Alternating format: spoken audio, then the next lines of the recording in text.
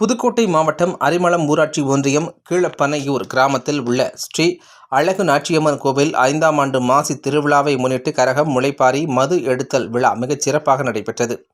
இப்பகுதியில் உள்ள பெண்கள் விரதம் இருந்து முளைப்பாரி எடுத்தனர். முன்னதாக கரகம் எடுக்கும் பொழுது இசை முழங்கப்பட்டு கரகத்தினை எடுத்துக்கொண்டு ஊரில் உள்ள 4 ரத வீதி வழியாக சென்று மீண்டும் அழகநாச்சி அம்மன் கோவிலை அடைந்தனர்.